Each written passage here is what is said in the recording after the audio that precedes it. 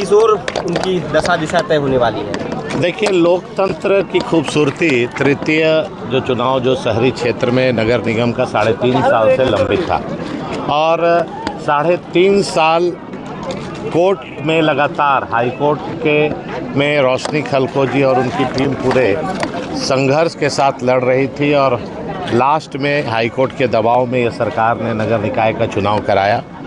और झारखंड में जिस तरह का माहौल है और जिस तरह से रांची की जनता ने अपना आशीर्वाद रोशनी खलखोजी को दिया है, उसका परिणाम 3 राउंड तक लगभग 14-15 हज़ार वोट से आगे चल रही हैं और निश्चित तौर पर रोशनी खलखोजी अब रांची की नई मेयर बनेगी। मैं ऐसा उम्मीद करता हूं, शुभकामना देता हूं।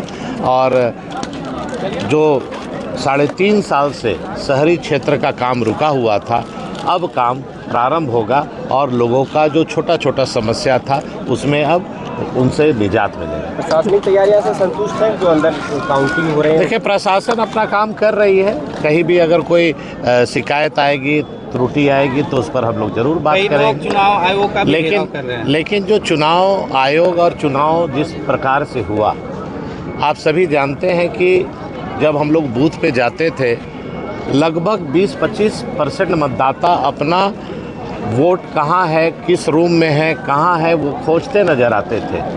कई लोगों का नाम डिलीट हो गया। जिस बूथ में 1400 मतदाता थे, मतलब 1200 से ऊपर थे, 200 लोगों का नाम हटा दिया। आप देखिए, जो वाइफ का दूसरे वार्ड में है, हस्बैंड का दूसरे वार्ड में है, जो नए मतदाता थे उनका नाम नहीं जोड़ा गया। तो कहीं ना कहीं भारी अनियमितता हुई है और लोकतंत्र की खूबसूरती यही है कि एक राजा को भी एक मत देने का अधिकार है और एक गरीब को भी एक मत देने का अधिकार है, लेकिन मत से वंचित रख देना ये बहुत बड़ा दुर्भाग्य है। आप देखेंगे कि 50,000 कर्मचारी जो सरकारी पदाधिकारी हैं, जो चुनाव की ड्यूटी में थे, वो लोग अपना मत देने से वंचित रह गए।